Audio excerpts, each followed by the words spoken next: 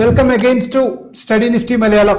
So നമ്മൾ കഴിഞ്ഞ ക്ലാസ്സിൽ മാർക്കറ്റ് ക്യാപ്പ് എന്നാൽ എന്തെന്ന് പഠിച്ചു, അതിന്റെ എങ്ങനെ മാർക്കറ്റ് ക്യാപ്പ് കാൽക്കുലേറ്റ് ചെയ്യണമെന്ന് പഠിച്ചു. മാർക്കറ്റ് ക്യാപ്പ് ആണോ ശരിക്കും ഒരു കമ്പനിയുടെ യഥാർത്ഥ മൂല്യം എന്നുള്ളതാണ് നമ്മൾ ഇന്ന് മനസ്സിലാക്കാൻ പോകുന്നത്. മാർക്കറ്റ് ക്യാപ്പ് എന്ന് പറയുന്നത് എന്താണ്? ടോട്ടൽ നമ്പർ ഓഫ് ഷെയർസിന്റെ വേണ്ടിയിട്ട് ഷെയർ മാർക്കറ്റിൽ നിക്ഷേപിക്കപ്പെട്ടിട്ടുള്ള തുകയാണ് മാർക്കറ്റ് ക്യാപ്പ് എന്ന് പറയുന്നത്. അത് ഒരിക്കലും കമ്പനിയുടെ മൂല്യം അതല്ല എന്നുള്ള കാര്യം നിങ്ങൾ വ്യക്തമായിട്ട് മനസ്സിലാക്കുക. അപ്പൊ കമ്പനിയുടെ മൂല്യം എന്ന് പറഞ്ഞാൽ എന്താണ്? Book value. Note the point, book value. What is company asset is equal to book value. Book value എന്ന് പറഞ്ഞാൽ എന്താണ്? അസറ്റ് മൈനസ് ലയബിലിറ്റീസ് അല്ലെ. നമ്മളുടെ സിമ്പിൾ ആയിട്ട് പറഞ്ഞാൽ ഒരു വ്യക്തിയുടെ മൂല്യം എന്നാൽ എന്തെന്ന് പറഞ്ഞാൽ അദ്ദേഹത്തിനുള്ള ആസ്തി, മൊത്തം ആസ്തികളെല്ലാം നമ്മൾ കണക്ക് കൂട്ടുക. എന്നിട്ട് അദ്ദേഹത്തിന് കടം വല്ലതും ഉണ്ടെങ്കിൽ ബാങ്ക് ലോണോ അല്ലെങ്കിൽ വേറെ ഏതെങ്കിലും കൈവായ്പയോ അങ്ങനെ എന്തെങ്കിലും ലോൺസോ മറ്റു കാര്യങ്ങളൊക്കെ ഉണ്ടെങ്കിൽ ടോട്ടൽ ആസ്തി, അതിൽ നിന്നും നമ്മുടെ ലോണും അതല്ലെങ്കിൽ പുറത്തേക്ക് കൊടുക്കേണ്ടുന്ന തുകകൾ കുറച്ച് കഴിഞ്ഞാൽ കിട്ടുന്നത് എന്താണോ അതിനെയല്ലേ നമ്മൾ മൂല്യം എന്ന് പറയുക. അപ്പോ അസറ്റ് എന്ന് പറയുന്നത് ബുക്ക് വാല്യൂ. അത് നമ്മൾ ബുക്കിൽ കമ്പനീസിനെ പറയുന്നത് എന്താണ്? Book value. അപ്പൊ ബുക്ക് വാല്യൂ എന്താണെന്ന് പറഞ്ഞാൽ, ബുക്ക് വാല്യൂ എന്ന് പറയുന്നതാണ് ശരിക്കും കമ്പനിയുടെ മൂല്യം. ഒന്നുകൂടെ പറഞ്ഞു കഴിഞ്ഞാൽ ബുക്ക് വാല്യൂന് ഇനിയൊരു പേരും കൂടിയുണ്ട്. അതാണ് എന്താണ്? പറയൂ. ബുക്ക് വാല്യൂ എന്ന് പറയുന്നത് ഷെയർ ഹോൾഡേഴ്സ് ഈക്വിറ്റി. നോട്ട് ചെയ്തോളൂ, shareholders equity is equal to book value. Shareholders equity. അപ്പൊ ഈക്വിറ്റി എന്ന് പറയുന്നത് തന്നെ നമ്മൾ ഷെയർ മാർക്കറ്റ് എന്ന് പറയുന്നത് തന്നെ ഈക്വിറ്റി മാർക്കറ്റ് എന്ന് പറയുന്നുണ്ട് അല്ലേ. അപ്പൊ പിന്നെ share holders equity, share hold നമ്മളിപ്പോ സപ്പോസ് ഇന്നിപ്പോ കഴിഞ്ഞ ക്ലാസ്സിൽ റിലയൻസിനെ പറ്റി പഠിച്ചു. റിലയൻസിന് 1500 രൂപ വിലയുള്ള ഷെയർ നമ്മൾ വാങ്ങിച്ചു. അതല്ലേ ഞാൻ വാങ്ങിച്ചു, ഞാനൊരു ഷെയർ ഹോൾഡർ ആണ്, ഞാൻ ആ കാശ് കൊടുത്ത് വാങ്ങിച്ചു. അപ്പൊ ഞാൻ ആ ഷെയർ ഹോൾഡേഴ്സിന്റെ എന്റെ ഈക്വിറ്റി എന്ന് പറഞ്ഞാൽ അതിന്റെ വില എന്ന് പറഞ്ഞാൽ 1500 രൂപ അല്ലേ എന്നൊരു ചോദ്യം ഉണ്ടാവാം. എന്നാൽ അല്ല, ഷെയർ ഹോൾഡേഴ്സ് ഈക്വിറ്റി അല്ലെങ്കിൽ ബുക്ക് വാല്യൂ എന്ന് പറയുന്നതാണ് യഥാർത്ഥത്തിൽ നമ്മൾ 1500, 2000, 3000, 5000 കൊടുത്ത് നിങ്ങൾ ഒരു കമ്പനിയുടെ ഷെയർ മാർക്കറ്റിൽ നിന്ന് നിങ്ങൾ ഷെയർ മാർക്കറ്റിൽ നിന്നാണ് നിങ്ങൾ ആ ഷെയർ മേടിക്കുന്നത്. ഒരിക്കലും കമ്പനിയിൽ നിന്ന് നേരിട്ടോ അല്ലെങ്കിൽ കമ്പനിയുടെ മൂല്യത്തെ അല്ല നമ്മൾ മേടിക്കുന്നത്. പകരം ഷെയർ മാർക്കറ്റിൽ അതിനുള്ള മോഹവില എന്നൊരു സാധനമുണ്ട് അല്ലേ. അത് ചിലപ്പോൾ അണ്ടർ വാല്യൂഡ് ആവാം അല്ലെങ്കിൽ ഓവർ വാല്യൂഡ് ആവാം. അപ്പൊ ആ വില എന്ന് ഷെയർ മാർക്കറ്റിൽ ഒരു ഷെയറിന്റെ വില നിശ്ചയിക്കപ്പെടുന്നത് 3 ക്ലാസിഫിക്കേഷൻ അനുസരിച്ചിട്ടാണ്. നമ്പർ 1 എന്താണ്? Under valued. Number 2 fair valued. Number 3 over valued. അപ്പൊ 3 തരം വാല്യുവേഷൻസിൽ നിന്നിലൂടെ മാത്രം നമുക്ക് ഷെയർസ് നമുക്ക് വാങ്ങാനും വിൽക്കാനും സാധിക്കും മാർക്കറ്റിലൂടെ. ഓക്കെ, അതിന്റെ അർത്ഥം എന്ന് പറഞ്ഞാൽ ഒന്നും കൂടെ പറയാം. ഒരു കർഷകൻ അദ്ദേഹത്തിന്റെ തോട്ടത്തില് ഒരു കിലോ അദ്ദേഹം തക്കാളി കൃഷി ചെയ്ത് അദ്ദേഹം തക്കാളി ഉണ്ടാക്കുന്ന ഒരു കർഷകന്റെ അടുത്ത് പോയിട്ട് നിങ്ങൾ 1 കിലോ തക്കാളി വാങ്ങിക്കുന്നതിന് കിലോയ്ക്ക് 10 രൂപയേ ഉള്ളൂ എന്ന് വെച്ചോളൂ. ഓക്കെ, അതേ വിലയ്ക്ക് നിങ്ങൾക്ക് ചന്തയിൽ പോയിട്ട് അതേ 10 രൂപയ്ക്ക് നിങ്ങൾക്ക് തക്കാളി കിട്ടുമോ? ഇത്രയും മാത്രം നിങ്ങൾ നിസ്സാരമായിട്ട് നിങ്ങൾ ഈ കാര്യം മാത്രം ആലോചിച്ചാൽ മതി. അപ്പൊ തക്കാളിയുടെ വില കർഷകൻ നേരിട്ട് ഉൽപ്പാദിപ്പിക്കുന്നിടത്ത് പോയി നിങ്ങൾ വേറെ ഒരു ഇടനിലക്കാരനോ അല്ലെങ്കിൽ ഒരു റീസെല്ലറോ ഹോൾസെയിലറോ ഒന്നും ഇല്ലാതെ ഡയറക്റ്റ് ഫ്രം മാനുഫാക്ചറിങ്ങിന്റെ ഏരിയ അല്ലെങ്കിൽ പ്രൊഡക്ഷൻ നിങ്ങൾ തക്കാളിക്ക് 10 രൂപയ്ക്ക് കിട്ടി.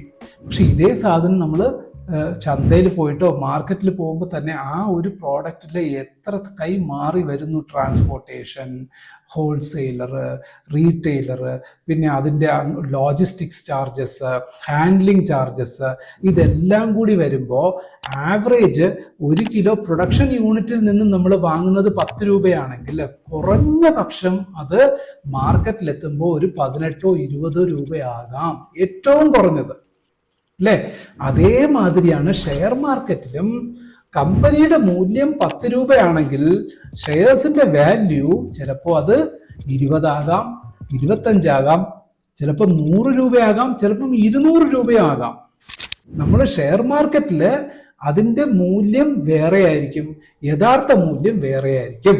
അപ്പോ നമുക്കത് എങ്ങനെയാണ് ശരിക്കും ഫണ്ടമെന്റൽ അനാലിസിസ് പോയിന്റ് ഓഫ് വ്യൂവിൽ നമുക്ക് നോക്കുകയല്ലെങ്കിൽ നമുക്ക് സ്ക്രീനിലേക്ക് പോകണം. സ്ക്രീനിൽ നോക്കിയാൽ ഞാൻ കുറച്ചും കൂടി നിങ്ങൾക്ക് ഡീറ്റെയിൽ ആയിട്ട് എക്സ്പ്ലെയിൻ ചെയ്തു തരാം. അപ്പോൾ ഷെയർ മാർക്കറ്റിലുള്ള ഒരു കമ്പനിയുടെ മൂല്യം എത്ര, യഥാർത്ഥത്തിൽ ആ കമ്പനിയുടെ വാല്യൂ എത്ര, ഇത് രണ്ടും നമ്മൾ ഡിഫറൻസ് നമ്മൾ മനസ്സിലാക്കണം. അതിൽ നിന്ന് മനസ്സിലാക്കുമ്പോൾ നമുക്ക് എന്ത് പിടികിട്ടും? ഷെയർ മാർക്കറ്റിൽ ഒരു കമ്പനി ഫെയർ വാല്യൂഡ് ആണോ, അതായത് കമ്പനിയുടെ മൂല്യത്തിന് അടുത്ത് നിൽക്കുന്ന വാല്യൂ ആണോ, അതോ കമ്പനിയുടെ മൂല്യത്തെക്കാൾ ഒരുപാട് ഉയർന്ന വിലയിലാണോ അത് ഷെയർ മാർക്കറ്റിൽ ട്രേഡ് ചെയ്യപ്പെടുന്നത്, അതോ കമ്പനിയുടെ മൂല്യത്തെക്കാൾ കുറഞ്ഞ വിലയ്ക്കാണോ ഷെയർ മാർക്കറ്റിൽ ട്രേഡ് ചെയ്യപ്പെടുന്നത് എന്നുള്ള കാര്യം നമ്മൾ സ്ക്രീനിൽ നോക്കി നമുക്ക് മനസ്സിലാക്കാം. ഓക്കെ, അപ്പൊ നമ്മൾ എന്ത് വേണം? സ്ക്രീനിലേക്ക് പോവാം നമുക്ക്. അപ്പൊ ഡീറ്റെയിൽ ആയിട്ട് നിങ്ങൾക്ക് കാര്യങ്ങൾ മനസ്സിലാക്കാം. Okay, let's begin. ഇവിടെ നോക്കൂ, കഴിഞ്ഞ അതേ ക്ലാസ്സിൽ നമ്മൾ കണ്ടിന്യൂഷൻ ആയിട്ട് തന്നെ വരാം. റിലയൻസിന്റെ നമ്മുടെ ഒരു മാർക്കറ്റ് ഷെയർ എത്രയായിരുന്നു? 1558 രൂപയായിരുന്നു. നോക്കൂ, 1558 രൂപ ഇവിടെ ഉണ്ട് അല്ലെ. നേരെ താഴെ വരൂ. ഇവിടെ നിങ്ങൾ എന്താ കാണുന്നത്? Book value. ബുക്ക് വാല്യൂ എന്ന് ഇവിടെ എത്ര എഴുതിയിരിക്കുന്നത്? 648 രൂപ. 648 രൂപ എന്ന് പറയുമ്പോൾ കമ്പനിയുടെ ഒരു ഷെയറിന്റെ മൂല്യം, യഥാർത്ഥ മൂല്യം എത്രയാണ്? 648 രൂപ മൂല്യമുള്ള ഒരു ഷെയർ ഇന്ന് ഷെയർ മാർക്കറ്റിൽ എത്ര രൂപയ്ക്കാണ് ട്രേഡ് ചെയ്യപ്പെടുന്നത്? 1558 രൂപയ്ക്ക്. ഏതാണ്ട് 1.5 ഇരട്ടിയിലാണ് ഷെയർ മാർക്കറ്റിൽ ആ ഒരു പർട്ടിക്കുലർ കമ്പനിയുടെ ഷെയർ ട്രേഡ് ചെയ്യുന്നത്. 1-2 ഷെയർസും കൂടെ നിങ്ങൾക്ക് ഇൻട്രസ്റ്റിംഗ് ഷെയർസ് കാണിച്ചു തരാം. അപ്പൊ നിങ്ങൾക്ക് കുറച്ചും കൂടി ഇതിന്റെ ആ ഒരു വ്യാപ്തി മനസ്സിലാകും. ഇവിടെ ഒരു കമ്പനിയുടെ ഷെയർ ഉണ്ട്. ഈ ഒരു കമ്പനിയുടെ മാർക്കറ്റിലെ മൂല്യം എത്രയാണ്? 259 രൂപ. നമുക്കിത് ഷെയർ വാങ്ങണമെങ്കിൽ എത്ര രൂപയ്ക്ക് വാങ്ങാൻ കഴിയുള്ളൂ? 259 രൂപയാണ് ഇതിന്റെ ഷെയർ മാർക്കറ്റിലെ വില. ഓക്കെ, ബുക്ക് വാല്യൂ ഇവിടെ എത്ര എഴുതിയിരിക്കുന്നു നോക്കൂ. ബുക്ക് വാല്യൂ എത്രയാ? 4 രൂപ 85 പൈസ. കണ്ടോ? അത് എന്താണ്? വെറും കമ്പനിയുടെ ആസ്തി എന്ന് പറയുന്നത് എത്രയാണ്? 4 രൂപ 85 പൈസയേ ഉള്ളൂ. പക്ഷെ 4 രൂപ 85 വെച്ചാൽ എങ്ങനെയാണ്? 259 എന്ന് പറഞ്ഞാൽ ഒരു ഷെയറിന്റെ വില. അത് എത്ര ഷെയർ, നമ്പർ ഓഫ് ഷെയർസ് എത്രയുണ്ട്? 286 കോടി ഷെയർസ് ഉണ്ട്. അപ്പോ 286 കോടി മൾട്ടിപ്ലൈഡ് ബൈ 259 എന്ന് പറയുമ്പോൾ നമുക്ക് എന്ത് കിട്ടും? മാർക്കറ്റ് ക്യാപ്പ് കിട്ടും. മാർക്കറ്റ് ക്യാപ്പ് എത്ര? 74,000 കോടിയാണ് മാർക്കറ്റ് ക്യാപ്പ്. 74,125 market cap. പക്ഷെ ഇത് മാർക്കറ്റിൽ അതിന്റെ വിലയാണ്. മാർക്കറ്റിലുള്ള മൊത്തം ആ ഒരു കമ്പനിയുടെ പുറത്ത് നിക്ഷേപിച്ചിട്ടുള്ള വിലയാണ്. പക്ഷെ യഥാർത്ഥത്തിൽ കമ്പനിയുടെ മൂല്യം എത്രയാണ്? അത് നമ്മൾ എങ്ങനെ കാൽക്കുലേറ്റ് ചെയ്യണം? അതും ബുക്ക് വാല്യൂ 4 രൂപ 85 പൈസ multiplied by same number of equity shares 286 രൂപ. അപ്പോ ഇതിന്റെ വ്യത്യാസം എത്രയാണ്? നോക്കൂ, എത്ര ടൈംസ്. അതായത് കമ്പനിയുടെ മൂല്യം വെറും 5 രൂപ പോലും ഇല്ല. ആ 5 രൂപ വിലയില്ലാത്ത കമ്പനിക്ക് ഷെയർ മാർക്കറ്റിൽ ഇന്ന് നമ്മൾ കൊടുക്കുന്ന വില എത്രയാ? 250 രൂപ അല്ലെങ്കിൽ 260 രൂപ, 259 രൂപ കാണിക്കുന്നു. 250 രൂപ. അപ്പൊ എത്ര ടൈംസ് അധികമാണ്. അതിനെയാണ് നമ്പർ ഓഫ് ബുക്ക് വാല്യൂവിനെയും കമ്പനി ഷെയർ മാർക്കറ്റിലുള്ള വിലയും തമ്മിലുള്ള കമ്പാരിസൺ നടത്തുമല്ലോ. എത്ര ടൈംസ് ബുക്ക് വാല്യൂവിന്റെ എത്ര അധികമാണ് ഷെയർ മാർക്കറ്റിൽ ആ ഒരു കമ്പനിക്ക് പുറത്ത് നമ്മൾ ഇൻവെസ്റ്റ് ചെയ്യുന്നതെന്നുള്ളതിന്റെ കണക്കാണ്. ഇനി വേറൊരു കാര്യം ഞാൻ പറഞ്ഞു. എന്താണ്? Share holders equity.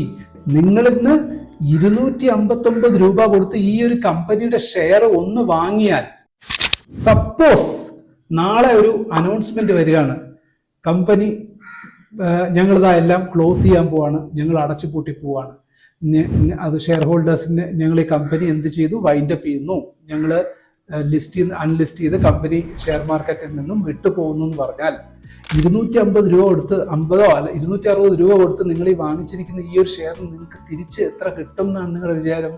കമ്പനി നിങ്ങൾക്ക് തരാൻ ബാധ്യസ്ഥത എത്രയാണെന്നറിയോ? വെറും 4 രൂപ 85 പൈസയെ നിങ്ങൾക്ക് തരാൻ ബാധ്യതയുള്ളൂ കമ്പനിക്ക്. അതിനെയാണ്, ആ കാരണത്താലാണ് അതിനെ എന്തെന്ന് വിളിക്കുന്നത്? Shareholders equity. ഷെയർ ഹോൾഡേഴ്സിന്റെ ഈക്വിറ്റി എന്ന് പറയുന്നത് സ്റ്റേക്ക്, അല്ലെങ്കിൽ നമ്മുടെ കമ്പനിയുടെ പുറത്ത് കമ്പനിക്ക് നമ്മളോടുള്ള ബാധ്യത, നമുക്ക് തരാനുള്ള ബാധ്യത എത്രയാണ്? വെറും 4 രൂപ 85 പൈസ. അത് എല്ലാ കമ്പനിക്കും അല്ല, ഈ ഒരു പർട്ടിക്കുലർ കമ്പനിക്ക്. ഇങ്ങനെ ഓരോ കമ്പനിക്ക്. അപ്പോൾ എന്താണ് ബുക്ക് വാല്യൂ? ബുക്ക് വാല്യൂയുടെ ഇമ്പോർട്ടൻസ് ഇപ്പൊ മനസ്സിലായോ? ഷെയർ വാല്യൂ എന്താണ്? കമ്പനിയുടെ കറണ്ട് മാർക്കറ്റിൽ അതിന്റെ വിലയാണ്. പക്ഷെ ശരിക്കുള്ള ബുക്ക് വാല്യൂ എത്രയാണ്? ഇങ്ങനെ ഇരിക്കുന്ന ഒരു അവസ്ഥയിൽ ഈ ഒരു കമ്പനിയിൽ നല്ലൊരു ഇൻവെസ്റ്റർ വരികയാണ്. ഇപ്പൊ 1 ഷെയർ 2 ഷെയർ ഒക്കെ നമ്മൾ അബദ്ധത്തിൽ വാങ്ങാം, അല്ലെങ്കിൽ 100 ഷെയർ 4 രൂപ 250 രൂപ വിലയുള്ള ഷെയർ 100 200 500 ഷെയർ ഒക്കെ വാങ്ങുന്നത് ഒക്കെ ഓക്കെ, നമുക്ക് എങ്ങനെയൊരു ലോസ് വന്നാലും വലിയ പ്രശ്നമല്ലെന്ന് വെക്കാം. പക്ഷെ ഒരു ഹ്യൂജ് എമൗണ്ട് ഒക്കെ ഇൻവെസ്റ്റ് ചെയ്യുന്ന ഒരു കമ്പനിയെ സംബന്ധിച്ചിടത്തോളം അവര് ഈ ഒരു ഡിഫറൻസ് കണ്ടു കഴിഞ്ഞാൽ ആരെങ്കിലും വാങ്ങുമോ ഈ ഷെയർ? അല്ല, വാങ്ങാനുള്ള ഒരു മിനിമം ക്വാളിഫിക്കേഷൻ അതിന് വേണ്ടേ? അതെങ്ങനെ മനസ്സിലാക്കുന്നു? സിമ്പിളായിട്ട് ഈ നമ്മൾ ഇത്രയും പറഞ്ഞ കാര്യം സിമ്പിളായിട്ടൊരു ടേമിൽ നമുക്ക് മനസ്സിലാക്കാൻ പറ്റും. അതിനെയാണ് ഇവിടെ എന്താണെന്ന് എഴുതിയിരിക്കുന്നത്? Price to book value. ഇതാ ഇവിടെ നോക്കൂ, പ്രൈസ് ടു ബുക്ക് വാല്യൂ എന്ന് വെച്ചാൽ എന്താണ്? പ്രൈസ് ഇവിടെ എത്രയാണ്? ശരിക്കും പറഞ്ഞാൽ പ്രൈസ് എന്ന് പറയുന്നത് മാർക്കറ്റ് പ്രൈസ്. ഇവിടുത്തെ പ്രൈസിനെ സൂചിപ്പിക്കുന്ന ആരാണ്? Market price. Okay, so price to book value എന്ന് പറയുന്നത് എന്താണ്?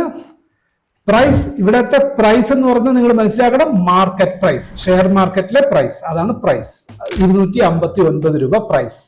ടു അതിനെ ബുക്ക് വാല്യൂവിനെ അപേക്ഷിച്ച് മാർക്കറ്റ് പ്രൈസ് എത്ര എന്നുള്ളതിന്റെ ഷോർട്ട് വേർഡ് ആണ് പ്രൈസ് ടു ബുക്ക് വാല്യൂ. ബുക്ക് വാല്യൂവിൽ നിന്നും ഇപ്പോ കറണ്ട് മാർക്കറ്റ് പ്രൈസ് എത്രയാണെന്ന് മനസ്സിലാക്കുന്നതിനെയാണ് പ്രൈസ് ടു ബുക്ക് വാല്യൂ. അപ്പൊ ഇവിടുത്തെ ബുക്ക് വാല്യൂ എത്രയാണ്? 4 രൂപ 85 പൈസ. ഇവിടുത്തെ മാർക്കറ്റ് വാല്യൂ അതായത് പ്രൈസ് എത്രയാണ്? 259 രൂപ. ഇത് തമ്മിലുള്ള അന്തരം എത്രയാണ് എന്നുള്ളതാണ് 53.4 ടൈംസ് ആണ്, പെർസെന്റേജ് അല്ല. 4 രൂപ 85 പൈസയുടെ 53.5 ടൈംസ്. 1 times 2 times. സിമ്പിൾ. നിങ്ങൾ ഇതാ കാൽക്കുലേറ്റർ എടുക്കുക. കാൽക്കുലേറ്റർ എടുത്തിട്ട് എന്താ ചെയ്യുക? 259 ഡിവൈഡഡ് ബൈ 4.85. നോക്കൂ, 259 ഡിവൈഡഡ് ബൈ 4.89 അല്ലെ, 4.85 ഈസ് ഈക്വൽ ടു കറക്റ്റ് ആയിട്ട് എത്ര കിട്ടി? 53.4. 53.40 എന്ന് പറയുമ്പോൾ 53.4. അപ്പൊ എത്ര ടൈംസ് അധികം നമ്മൾ കൊടുക്കുന്നു? അപ്പോ അത്രമാത്രം. പക്ഷെ എന്ന് പറഞ്ഞിട്ട് ഈ കമ്പനി മോശം എന്നാണോ അർത്ഥം? മോശം എന്നല്ല.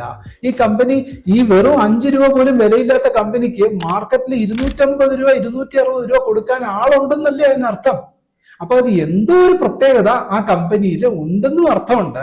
പക്ഷെ എത്ര തന്നെ ഉണ്ടെന്ന് പറഞ്ഞാൽ പോലും ഇത്രയധികം അന്തരം ഒരു കമ്പനിയുടെ ബുക്ക് വാല്യൂയുടെ ഒരു 5 ടൈംസോ 10 ടൈംസോ ഒക്കെ അധികം പോകുന്നത് കൊണ്ട് വലിയ തെറ്റില്ല. ഇതെത്ര 53 ടൈംസ് പോയിരിക്കുകയാണ്. സോ നാച്ചുറലി എന്ത് സംഭവിക്കും? അത് ഉടനെ പിറ്റേ ദിവസം എല്ലാം ഇടിഞ്ഞങ്ങ് താഴെ വീഴും എന്നൊന്നും ആരും സങ്കല്പിക്കരുത്. അത് മണ്ടത്തരമാണ്. ഇത് ഗ്രാജുവലി എന്ത് സംഭവിക്കാം? ഈ ഒരു കമ്പനിയുടെ ഷെയർസ് എന്ത് സംഭവിക്കാം? ഇനി കുറച്ച് ഒരു നല്ല ഹൈക്ക് പീരീഡ് നമുക്ക് ഇത് ചാർട്ടിലേക്ക് പോയി നോക്കാം. ഇത് ഏത് കമ്പനിയാണ് ഇത്? അത് ചാർട്ടിൽ പോയിട്ട് നിങ്ങൾക്ക് കുറച്ചും കൂടെ അതിന്റെ ഇത് മനസ്സിലാക്കാൻ പറ്റും.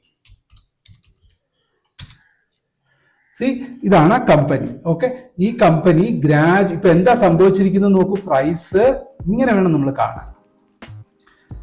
ഈ ഒരു പോയിന്റിൽ നിന്നും, ഏതാ പോയിന്റ്? ഇവിടെ എത്തിയ 153 നിന്നും അത് കയറി 272 രൂപ വരെ പോയിട്ട് മെല്ലെ താഴാൻ തുടങ്ങി.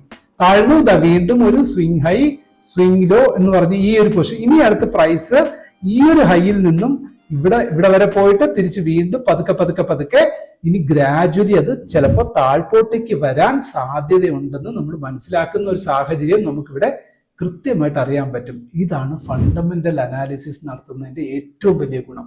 നിങ്ങളോട് ആരെങ്കിലും വിളിച്ചിട്ട്, ഒരു സുഹൃത്ത് വിളിച്ചിട്ടോ അല്ലെങ്കിൽ ഏതെങ്കിലും ഒരു റെക്കമെൻഡേഷൻ ആരെങ്കിലും തരുന്ന പ്രൊവൈഡേഴ്സിന്റെ രീതിയിൽ അവർ നിങ്ങൾക്ക് പറയുകയാണ്, ഇന്ന ഷെയർ വാങ്ങിച്ചാൽ ഇത്ര കയറും അത്ര കയറും. ഇനി ആരെന്ത് പറഞ്ഞാലും നമ്മൾ ഈ പഠിക്കുന്ന പോലെ ഫണ്ടമെന്റൽസ് നിങ്ങൾക്ക് മനസ്സിലാക്കണമെന്ന് ആത്മാർത്ഥമായിട്ട് ആഗ്രഹിക്കുന്നത് കൊണ്ടാണ് ഞാൻ ഇത്രയും ചെറിയ കാര്യങ്ങൾ പോലും ഇത്ര ഡീറ്റെയിൽഡ് ആയിട്ട് ഞാൻ എക്സ്പ്ലനേഷൻ ചെയ്തു പോകുന്നത്. നിങ്ങളത് മനസ്സിലാക്കണം. ഒരു കാരണവശാലും നിങ്ങൾ ഈ വീഡിയോസ് ഒന്നും മിസ് ചെയ്യാണ്ട് നിങ്ങൾ ക്ഷമയോടെ ക്ഷമയോടെ 1 മാസമോ 2 മാസമോ എടുത്ത് നിങ്ങൾ 1 by 1 ആയിട്ട് കണ്ട് പഠിച്ച് മനസ്സിലാക്കിയാൽ നിങ്ങൾക്ക് ഇത് വെരി സിമ്പിൾ ആണെന്നുള്ള കാര്യം നിങ്ങൾക്ക് അപ്പോഴേ മനസ്സിലാകത്തുള്ളൂ. ഏതൊരാളോ ഏത് രീതിയിലോ സോഷ്യൽ മീഡിയാസ് വഴിയോ ന്യൂസ് പേപ്പേഴ്സിൽ വഴിയോ പല വാർത്തകൾ, അതിനെപ്പറ്റിയൊക്കെ നമുക്ക് ഒത്തിരി സംസാരിക്കാനുണ്ട്, ഒത്തിരി മനസ്സിലാക്കാനുണ്ട്. വരും ക്ലാസ്സുകൾക്ക് നമുക്ക് അതിനെപ്പറ്റി ഡീറ്റെയിൽ ആയിട്ട് നമുക്ക് പഠിക്കാം. ഓക്കെ, വാർത്തകളിൽ വരുന്നതോ ഒന്നും നിങ്ങൾ കാതിലെടുക്കുക, ഓക്കെ ഫൈൻ. പക്ഷെ നിങ്ങൾ ഫണ്ടമെന്റൽ അനാലിസിസ് എന്ന് പറയുന്ന ഒരു ഭാഗം തറോ ആയിട്ട് നിങ്ങൾക്ക് വെരി ഈസി ആയിട്ട് ഒറ്റ ക്യുക്കിൽ തന്നെ എല്ലാ കാര്യങ്ങളും മനസ്സിലാക്കാനുള്ള ഒരു പോസിബിലിറ്റീസിലേക്ക് നിങ്ങൾ വന്നു കഴിഞ്ഞാൽ നിങ്ങൾക്ക് വളരെ ഈസിയാണ്. അതിനൊന്നും വലിയ മെനക്കേടൊന്നുമില്ല. എനിക്കിതൊന്നും തലയിൽ കയറത്തില്ല എന്നൊന്നും ആരും വിചാരിക്കരുത്. ഇതിനേക്കാൾ സിംപ്ലിഫൈഡ് ആയിട്ട് നിങ്ങൾക്ക് ആരും നിങ്ങൾക്ക് പറഞ്ഞു തരാനും ഉണ്ടാവില്ല. അത്രമാത്രം സിംപ്ലിഫൈഡ് ആയിട്ട് ഒരു കുഞ്ഞ് നഴ്സറി കുട്ടികൾക്ക് പറഞ്ഞു കൊടുക്കുന്ന രീതിയിലാണ് ഞാൻ ഓരോ പോയിന്റും പറയുന്നത്. 100% നിങ്ങൾക്ക് എന്നെ ട്രസ്റ്റ് ചെയ്യാം. ഞാൻ നിങ്ങൾക്ക് ഇത് കാണുന്ന ഓരോരുത്തരും മിസ് ചെയ്യാണ്ട് കാണുന്ന ഓരോരുത്തർക്കും അവരുടെ ഷെയർ മാർക്കറ്റിലേക്കുള്ള അവരുടെ കാൽവയ്പ് നല്ല ഇൻഫോംഡ് ഡിസിഷൻ മേക്കറായിട്ട് മാറിയിട്ട് ഉള്ള കാൽവയ്പ് ആകണം എന്നുള്ള ആഗ്രഹം കൊണ്ട് ചെയ്യുന്നതാണ്. 100% നിങ്ങൾ ഇതിന്റെ വാല്യൂസ് ഒക്കെ മനസ്സിലാക്കി മുന്നോട്ട് പോവാം. ഓക്കെ, സോ നമ്മൾ മാർക്കറ്റ് ക്യാപ്പ് എന്നാൽ പഠിച്ചു, എന്താണ് ബുക്ക് വാല്യൂ എന്നുള്ളത് നമ്മൾ മനസ്സിലാക്കി, എന്താണ് ഒരു ഷെയർ ഹോൾഡേഴ്സ് ഈക്വിറ്റി എന്ന് മനസ്സിലാക്കി, മാർക്കറ്റ് പ്രൈസിന്റെയും ബുക്ക് വാല്യൂവിന്റെയും ഇമ്പോർട്ടൻസ് എന്താണെന്ന് മനസ്സിലാക്കി. 1-2 ഷെയർസും കൂടെ കാണാം. ഡിഫറെന്റ് ടൈപ്സ് ഓഫ്, ഇപ്പൊ ഇത് രണ്ടും അല്ലാതെ ഒരു fair value kind of shares നമുക്ക് ഒന്ന് നോക്കാം. സേ ഫോർ എക്സാമ്പിൾ ഇതൊരു ഷെയർ, അപ്രോക്സിമേറ്റ്ലി ഇതെന്താ അവസ്ഥ നോക്കാം. ഇതിനിപ്പോ എന്താ നോക്കൂ, മാർക്കറ്റ് പ്രൈസ് എത്രയാ 900, നമ്പർ ഓഫ് ഷെയർസ് എത്ര. ഇതാണ് പെട്ടെന്ന് ക്വിക്കായിട്ട് നിങ്ങൾക്ക് നമ്മൾ ഈ സ്റ്റെപ്പിലേക്ക് വരുന്ന എങ്ങനെയാ, മാർക്കറ്റ് ക്യാപ്പ് ഷെയർ പ്രൈസ് എത്രയാ 900 rupees, നമ്പർ ഓഫ് ഷെയർസ് എത്രയാ 13.5 കോടിയേ ഉള്ളൂ. ടോട്ടൽ ഷെയർസ് എന്ന് പറയുന്നത് 13.5 കോടി ഷെയർസേ ഉള്ളൂ. മാർക്കറ്റ് ക്യാപ്പ് എത്രയാണ് 12,000 കോടിയേ ഉള്ളൂ. അപ്പൊ 12,000 കോടി, അപ്പൊ എന്താ എങ്ങനെയാ 13.5 കോടി ഇൻറ്റു 900 മൾട്ടിപ്ലൈ ചെയ്ത് നോക്കിക്കഴിഞ്ഞാൽ നമുക്ക് ഈ വാല്യൂ കിട്ടും, 12 കോടി കിട്ടും. ഇതിന്റെ ബുക്ക് വാല്യൂ എത്രയാ 188 രൂപ. അതായത് കമ്പനി അടച്ചു പൂട്ടുകയാണെങ്കിൽ നമ്മൾക്ക് ഇന്ന് 900 rupees നിങ്ങൾ ഷെയർ വാങ്ങുകയാണെങ്കിൽ നമുക്ക് കമ്പനി തരാൻ തിരിച്ച് ബാധ്യത ഉള്ള എമൗണ്ട് എത്രയാണ് 188 രൂപ. അതിന് നമ്മൾ എന്ത് പറയുന്നു, ഷെയർ ഹോൾഡേഴ്സ് ഈക്വിറ്റി എന്ന് പറയുന്നു. ഇനി പ്രൈസ് ടു ബുക്ക് വാല്യൂ എത്രയാണ്, ഇവിടെ ഒന്ന് നോക്കുക. പ്രൈസ് ടു ബുക്ക് വാല്യൂ എത്ര 4.83. അത് അത്ര കണ്ട് വലിയ എന്താ പറയാ എക്സ്പെൻസീവ് അല്ല എന്നർത്ഥം. ഓക്കെ, അതെന്താണ്, ഒരു കമ്പനിയുടെ യഥാർത്ഥ മൂല്യത്തിൽ നിന്നും വെറും 4 ടൈംസ് അല്ലെങ്കിൽ ഏതാണ്ട് 5 ടൈംസ് അടുപ്പിച്ചിട്ടാണ് എന്ത് സംഭവിച്ചിരിക്കുന്ന ആ ഒരു ഷെയറിന്റെ പ്രൈസ് മാർക്കറ്റിൽ അതിന് 5 ഇരട്ടി 5 ടൈംസ് അധികമായിട്ട് മാർക്കറ്റിൽ അത് ട്രേഡ് ചെയ്യപ്പെടുന്നുള്ളൂ എന്നർത്ഥം. ഓക്കെ, ഇനി ഇതിനെ കമ്പയർ ചെയ്യാൻ വേറൊരു സാധനവും കൂടി നമ്മൾ വേണം. അത് അവസാനം ഈ ഒരു point, industry PBV. Industry PBV എന്ന് പറഞ്ഞാൽ എന്താണ്, price to book value. Price to book വാല്യൂയുടെ ഷോർട്ട് ഫോം ആണ് PBV. PBV is equal to price, BV is equal to book value. Price to book value എന്ന് പറയുന്നത് നമ്മൾ എത്ര, ആ ഒരു പർട്ടിക്കുലർ കമ്പനിയുടെ എത്രയാണ് 4.83. ഇൻഡസ്ട്രി PBV എന്ന് പറഞ്ഞാൽ എന്താണ്, മൊത്തം ഈ ഒരു കമ്പനി ഏത് സെക്ടറിലാണോ ഏത് ഇൻഡസ്ട്രിയിലാണോ പ്രവർത്തിക്കുന്നത് ആ ഇൻഡസ്ട്രിയുടെ അതിൽ ഈ കമ്പനിയുടെ കോമ്പറ്റീറ്റർ കമ്പനി നിസ്സാരം ഇത്രയേ ഉള്ളൂ. ഈ കമ്പനി എന്ത് പ്രോഡക്റ്റ് ഉണ്ടാക്കുന്നോ, എന്ത് സർവീസ് കൊടുക്കുന്നോ, അല്ലെങ്കിൽ അവർ ഏത് മേഖലയിൽ പ്രവർത്തിക്കുന്നുവോ അതേ മേഖലയിൽ പ്രവർത്തിക്കുന്ന മറ്റ് കമ്പനികളുടെയൊക്കെ ആവറേജ്, അവരുടെ എല്ലാത്തിന്റെയും ആകെത്തുക എടുത്തിട്ട് അതിനെയാണ് ഇൻഡസ്ട്രി PBV എന്ന് പറയുന്നത്. ഇങ്ങനെയാണ് നമ്മൾ 1 by 1 ആയിട്ട് നമ്മൾ ഫണ്ടമെന്റൽ അനാലിസിസ് ബിൽഡ് ചെയ്യുന്ന മാർഗം. അപ്പൊ നമ്മൾ പ്രൈസ് കണ്ടെത്തി, മാർക്കറ്റ് ക്യാപ്പ് കണ്ടെത്തി, ബുക്ക് വാല്യൂ കണ്ടെത്തി, പ്രൈസ് ടു ബുക്ക് വാല്യൂ ഇതിൽ തമ്മിലുള്ള വേരിയേഷൻ എത്രയാണെന്ന് മനസ്സിലാക്കി, എത്ര ടൈംസ് അധികമാണ് ഷെയർ മാർക്കറ്റിൽ അത് പ്രൈസ് ട്രേഡ് ചെയ്യപ്പെടുന്നതെന്ന് മനസ്സിലാക്കി. ദെൻ ഇൻഡസ്ട്രി, ആ ഒരു കമ്പനി നിലനിൽക്കുന്നതിൽ മൊത്തം ഇൻഡസ്ട്രി PBV എത്രയാണ് 4.85. പക്ഷെ actually price to book value കമ്പനിയുടെ 4.83 ഉള്ളൂ. അത് വെച്ച് കമ്പയർ ചെയ്ത് നോക്കുമ്പോൾ ഇൻഡസ്ട്രി മൊത്തത്തില് ഈ ഒരു ഷെയറിന് വേണ്ടിയിട്ട് ഷെയർ മാർക്കറ്റിലുള്ള ട്രേഡേഴ്സ് ഏതാണ്ട് 4.85 വരെ കൊടുക്കാൻ തയ്യാറാണ്. അങ്ങനെ കമ്പയർ ചെയ്ത് നോക്കുമ്പോൾ ഇതിന്റെ വില എന്താണ്? ഇപ്പോ ഫെയർ വാല്യൂ ആണോ, അണ്ടർ വാല്യൂ ആണോ, ഓവർ വാല്യൂഡ് ആണോ? നമ്മൾ ഇത് വെച്ച് നോക്കുമ്പോൾ 188ഉം 900ഉം വെച്ച് നോക്കുമ്പോൾ നമുക്കിത് ഓവർ വാല്യൂഡ് ആയിട്ട് തോന്നാം. പക്ഷെ ഇതാണ് ഇതിന്റെ അകത്തുള്ള വേറൊരു സീക്രട്ട് എന്ന് പറയുന്നത്. കണ്ടോ, ഓരോ സീക്രട്സ് ഇതുപോലെ പല സീക്രട്ട് ഡോർസ് നമ്മൾ തുറന്ന് പോകും ഇനി മുന്നോട്ട് പോകുമ്പോൾ. സോ ഇവിടെ ഇപ്പോ price to book value, industry price to book value നമുക്ക് കിട്ടി. ഇൻഡസ്ട്രിയിൽ ഏതാണ്ട് 4.85 ടൈംസ് ബുക്ക് വാല്യൂവിൽ നിന്നും 4.85 ടൈംസ് വരെ കൊടുക്കാൻ ട്രേഡേഴ്സ് തയ്യാറാണെന്ന് അർത്ഥം. അങ്ങനെയാണെങ്കിൽ ഇരിക്കുന്ന സിറ്റുവേഷനിൽ ഈ ഒരു കമ്പനിക്ക് ഇപ്പൊ 4.83 ഉള്ളും താനും. അപ്പൊ അത് ഫെയർ എന്ന് പറഞ്ഞാൽ ഈക്വൽ ആണ്. അപ്പൊ ഫെയറിന് അണ്ടർ എന്ന് പറഞ്ഞാൽ എന്താണ്? താഴ്പോട്ടാണ്. മുകളിൽ എന്ന് പറഞ്ഞാൽ മേൽപോട്ട്. ഇപ്പൊ 4.85 താഴെയല്ലേ 4.83 നിൽക്കുന്നത്. അപ്പോ ഒരു കോണ്ടെക്സ്റ്റിൽ ഇത് നോക്കുകയാണെങ്കിൽ, ഇൻഡസ്ട്രി ആയിട്ട് കമ്പയർ ചെയ്ത് നോക്കുകയാണെങ്കിൽ ഈ ഒരു ഷെയറിന്റെ പ്രൈസ് എന്താണ്? ഇപ്പോ അണ്ടർ വാല്യൂഡ് ആണ്. അതുകൊണ്ട് ഇതെല്ലാം അണ്ടർ വാല്യൂഡ് അർത്ഥമല്ല. ഇത് 1 among ഡിഫറെന്റ് പാരാമീറ്റേഴ്സിൽ ഈ ഒരു പാരാമീറ്റർ എന്താണ് നമ്മളെ സൂചിപ്പിക്കുന്നത്? എന്താണ്? ഈ ഒരു പ്രൈസ് അണ്ടർ വാല്യൂഡ് ആണ്. ഓക്കെ, വീഡിയോ നിങ്ങൾ എല്ലാവരും ലൈക്ക് ചെയ്യുക. നിങ്ങൾക്ക് സംശയങ്ങൾ ഒരുപാടുണ്ടാവും. നല്ല ശ്രദ്ധിച്ച് മനസ്സിലാക്കുന്നവർക്ക്, പഠിക്കാൻ ശ്രമിക്കുന്നവർക്ക് സംശയമുണ്ടാവും. നിങ്ങൾ ധാരാളമായിട്ട് സംശയങ്ങൾ നിങ്ങൾ കമൻറ്റിൽ രേഖപ്പെടുത്തുക. അല്ലെങ്കിൽ എൻ്റെ വാട്സാപ്പ് നമ്പറുണ്ട്, അതിൽ നിങ്ങൾ കമൻസ് നിങ്ങൾക്ക് എനിക്ക് മെസ്സേജ് അയച്ച് നിങ്ങൾ കമൻറ്റ് നിങ്ങൾക്ക് എന്താണോ നിങ്ങൾക്ക് അറിയേണ്ടതെന്ന് നിങ്ങൾ ചോദിച്ച് മനസ്സിലാക്കുക. ഇനി അടുത്തൊരു പോയിന്റ്, മ്യൂച്വൽ ഫണ്ട്സിൽ തീർച്ചയായിട്ടും മുഖം തിരിച്ച് നിൽക്കരുത്. നിങ്ങൾ കഴിയുന്നതും എല്ലാവരും ചെറിയൊരു തുകയെങ്കിലും മാസം തോറും SIP ആയിട്ട് നിങ്ങൾ സ്റ്റാർട്ട് ചെയ്യണം. നിങ്ങൾ ബാങ്ക് ഇൻട്രസ്റ്റ്, ബാങ്കിലേക്ക് ഡെപ്പോസിറ്റ് ചെയ്യുന്നത്, സ്വർണം വാങ്ങി വെക്കുന്നത്, അല്ലെങ്കിൽ സ്ഥലം വാങ്ങി വെക്കുന്നത്, അല്ലെങ്കിൽ ചിട്ടിയിൽ ചേരുന്നത്, ഇത്തരം കാര്യങ്ങളിലൊക്കെ നിങ്ങൾ നല്ലത് തന്നെയാണ്, ഇല്ലെന്ന് ഞാൻ പറയുന്നില്ല. പക്ഷേ അതിനേക്കാളൊക്കെ നിങ്ങൾ ഭാവിയിലേക്ക് ഒരു കൺസിസ്റ്റന്റ് റവന്യൂ, അല്ലെങ്കിൽ നിങ്ങളുടെ ഒരു ഗോൾ അനുസരിച്ചിട്ട് 5 കൊല്ലം 10 കൊല്ലം അങ്ങനെയൊക്കെ ഒരു ഡ്യൂറേഷന് ശേഷം നിങ്ങൾക്കൊരു ഒരു റിട്ടയർമെന്റിനൊക്കെ ഒരു നിങ്ങളുടെ ഒരു പ്ലാൻ അനുസരിച്ചിട്ട്, നിങ്ങളുടെ ഒരു റിട്ടയർമെന്റ് പ്ലാൻ, ഇപ്പോൾ ഒരു 10 കൊല്ലം കഴിയുമ്പോൾ എനിക്കൊരു 2 crores അല്ലെങ്കിൽ 3 crores എനിക്ക് ഒരു റിട്ടയർമെന്റ് ബെനിഫിറ്റ് ആയിട്ട് ഇപ്പോഴേ അതിന് വേണ്ടുന്ന തയ്യാറെടുപ്പ് എനിക്ക് എടുക്കണം എന്ന് ആഗ്രഹിക്കുന്നവരുണ്ടാവും. അല്ലെങ്കിൽ മാസം തോറും എനിക്ക് കുറച്ച് പൈസ, ഒരു 1000 രൂപ, 500 രൂപ, അല്ലെങ്കിൽ 5000 രൂപയോ, അല്ലെങ്കിൽ 10000, അല്ലെങ്കിൽ 25000 അങ്ങനെ എനിക്ക് മാറ്റി വെക്കണം എന്നൊക്കെ ആഗ്രഹമുള്ളവർ ആഗ്രഹിച്ചാൽ പോരാ, നിങ്ങളത് ചെയ്യണം. മസ്റ്റായിട്ട് നിങ്ങളത് ചെയ്യണം. അതിനോടൊപ്പം തന്നെ നിങ്ങളൊരു ഹെൽത്ത് ഇൻഷുറൻസ് എടുക്കാത്തവരുണ്ടെങ്കിൽ തീർച്ചയായിട്ടും, ഇത് ഞാൻ ഒന്നിനും പ്രൊമോഷന് വേണ്ടി പറയുകയല്ല, നിങ്ങളുടെ ആവശ്യത്തിന് വേണ്ടി പറയുകയാണ്. നിങ്ങൾ അത്തരം കാര്യങ്ങൾ നിങ്ങൾ തീർച്ചയായിട്ടും മുഖം തിരിച്ച് നിൽക്കരുത്. ഇന്ന് നിങ്ങൾ ബാങ്ക്സിൽ ഡെപ്പോസിറ്റ് ചെയ്യുന്നതിന് പകരം അതേ ബാങ്ക് തന്നെ ഇഷ്യൂ ചെയ്യുന്ന ഒരു മ്യൂച്വൽ ഫണ്ടിൽ നിങ്ങൾ ഇൻവെസ്റ്റ് ചെയ്യൂ. അതിനെന്ത് വേണം എന്നുള്ള കാര്യം നിങ്ങൾ തീർച്ചയായിട്ടും എന്നോട് ചോദിക്കൂ. എൻ്റെ വാട്സാപ്പ് നമ്പറിൽ മെസ്സേജ് അയക്കൂ. ഞാൻ കൺസൾട്ടേഷൻ ഇരിക്കാം. ഞാനൊരു registered NISM certified mutual fund ഡിസ്ട്രിബ്യൂട്ടറാണ്.